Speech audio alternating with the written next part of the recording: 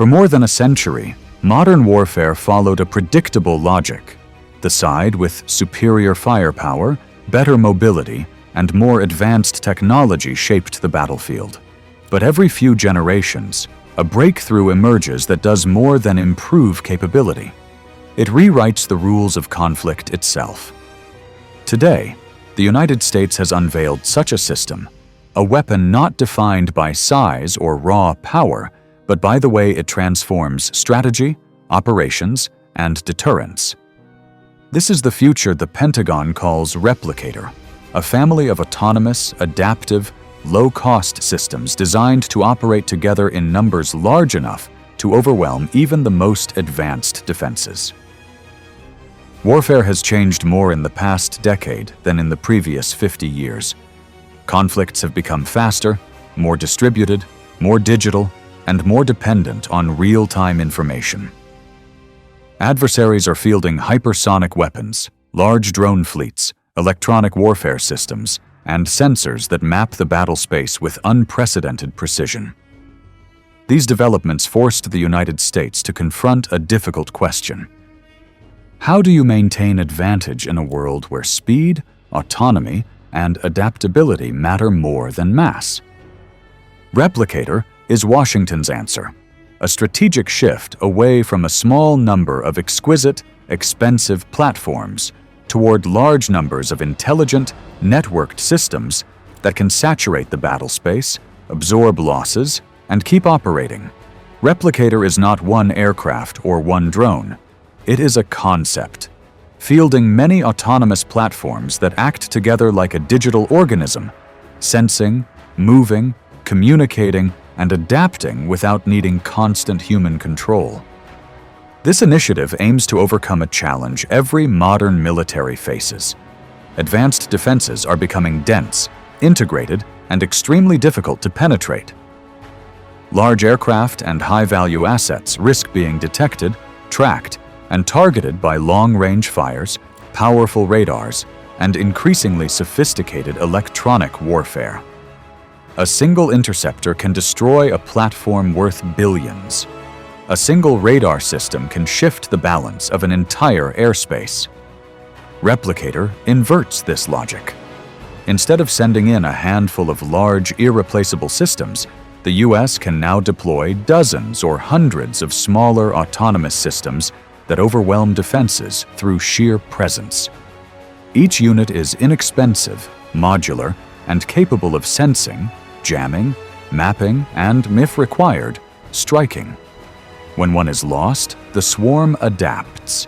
When conditions change, the network redirects itself.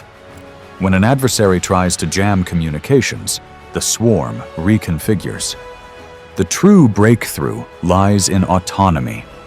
Replicator platforms don't behave like individual drones. They operate as part of a distributed intelligence. Each system contributes information and adapts its behavior based on what the others detect. No single platform is essential. No single disruption is decisive. The network becomes the weapon. This gives the United States a capability it has never fully possessed: the ability to apply pressure across wide distances simultaneously while minimizing the risk to human crews. In contested environments, especially those shaped by long-range weapons and dense sensors, these autonomous systems can go where traditional assets cannot. Replicator is not an overnight development. It is the product of years of experimentation in miniaturized sensors, secure communications, artificial intelligence, long-endurance propulsion, and modular payloads. These technologies matured quietly, independently, until the Pentagon recognized they could be fused into one system of systems. The timing is deliberate.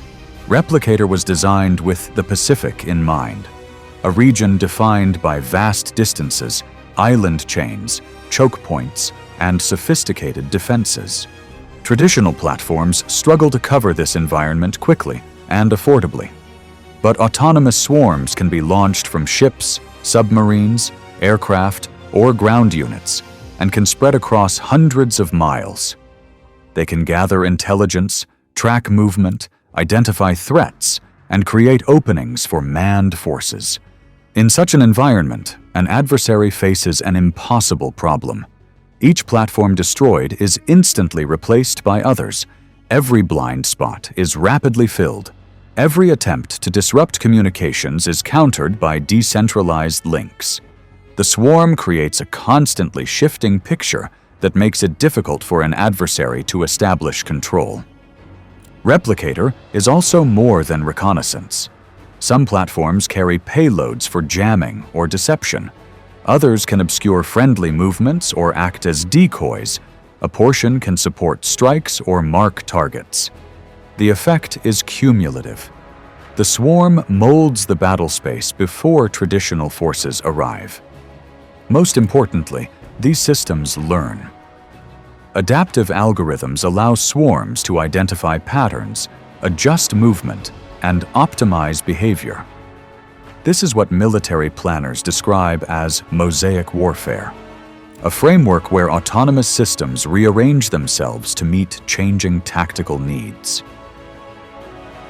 Instead of following static plans, the swarm constantly reshapes the battlefield. Replicator also solves a logistical problem.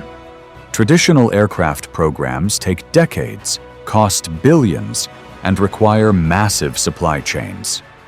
But autonomous platforms under the Replicator model can be produced rapidly, in large quantities, at a fraction of the cost.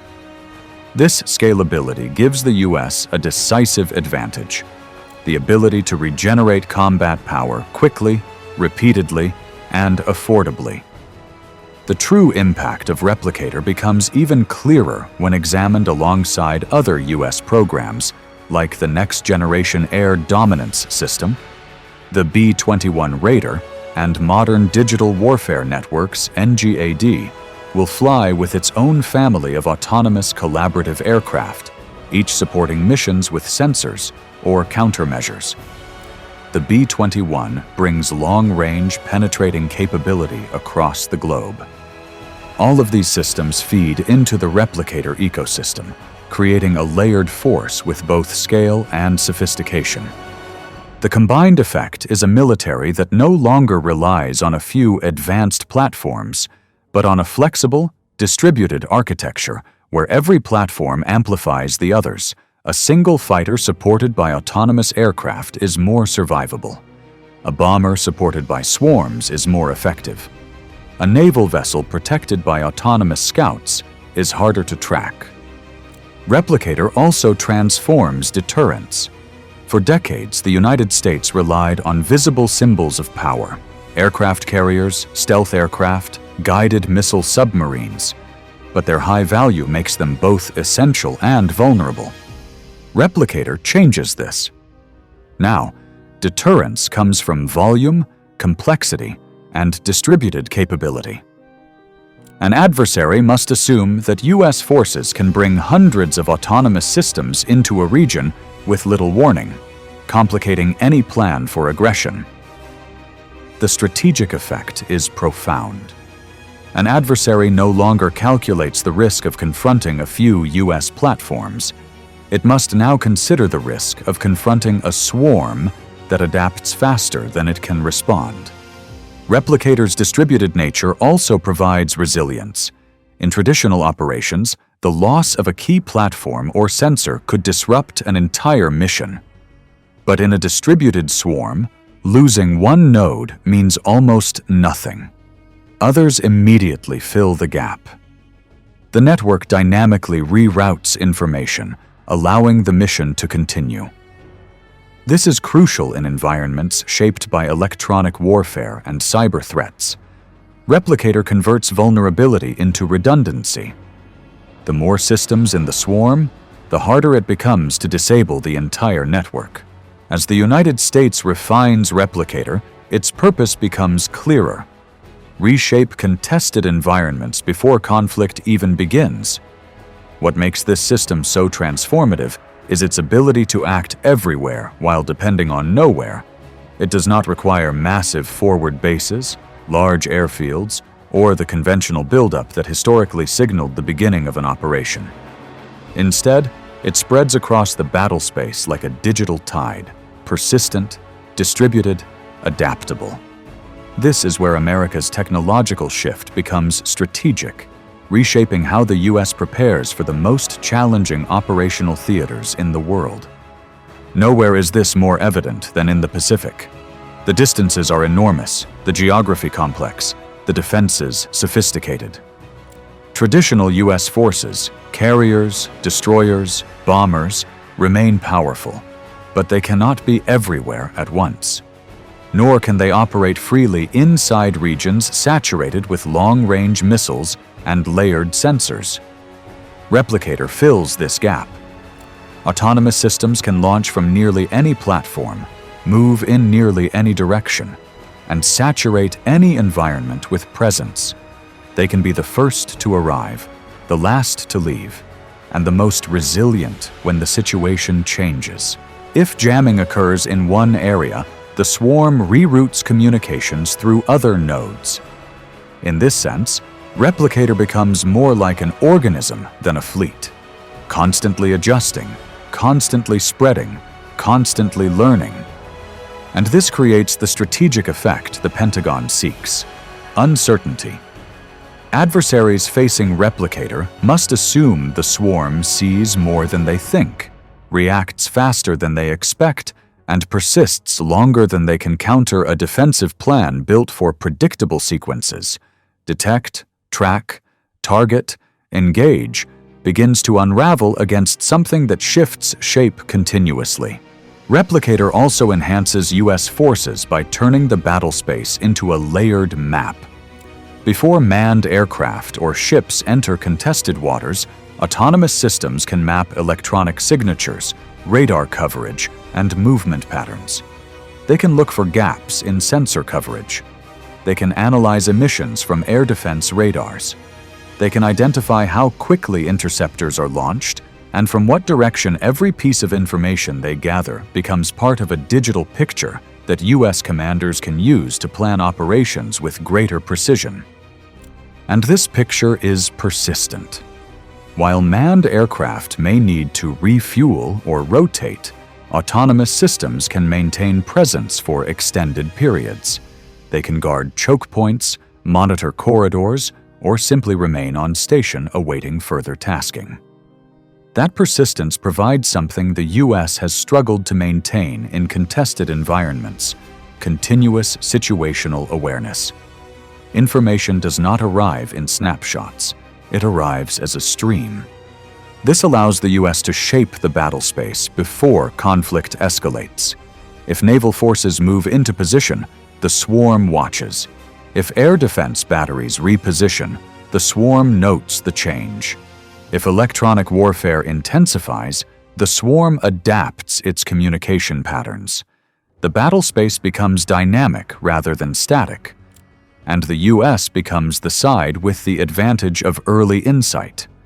Replicator's benefits multiply when integrated with U.S. air power. Next-generation fighters like NGAD will operate with their own autonomous teammates. Collaborative combat aircraft that extend sensors, provide decoys, or perform high-risk maneuvers. Replicator adds another layer to this, providing depth and redundancy. A fighter entering contested space does so with the support of a swarm already shaping the environment, reducing risk and increasing effectiveness.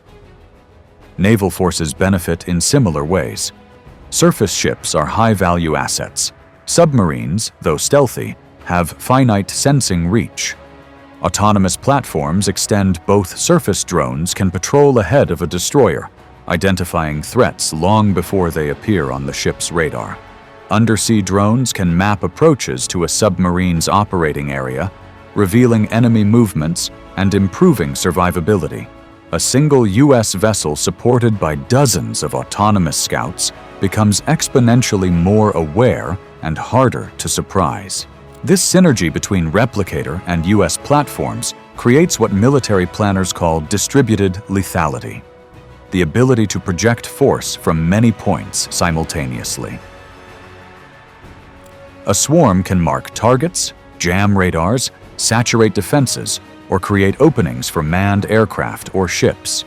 In some cases, the swarm itself can finish the mission. In others, it sets conditions for precision strikes. The key is flexibility. Replicator ensures the United States can shape the environment under its own terms, but Replicator is not purely an offensive tool. It is equally transformative in defense. In a scenario where adversaries deploy their own drones, cruise missiles, or electronic warfare assets, Replicator provides a counter layer. Swarms can intercept incoming drones, jam guidance systems, or confuse targeting networks. A single autonomous platform may not stop a threat, but dozens working together can they form a digital shield that adapts faster than any single defensive system could. This is critical in an era when drone swarms and long-range fires are becoming primary tools in modern conflict. Traditional air defenses may struggle against large numbers of small threats, but Replicator flips the problem, matching mass with mass, except the U.S. mass is autonomous, adaptive, and digitally coordinated. Instead of intercepting one missile with one interceptor, the U.S. can intercept many drones with many autonomous systems. Defense becomes scalable. Another transformative aspect of Replicator is how quickly capability can regenerate. If a swarm takes losses, replacements can launch in hours. If a platform fails, others learn from the failure. Traditional aircraft or ships require time, training, and resources to replace. Replicator does not. This dramatically alters the economics of conflict. Instead of losing combat power through attrition, the U.S. replaces it almost instantly. Maintaining momentum becomes easier. Maintaining pressure becomes routine. This rapid regeneration also affects adversaries psychologically.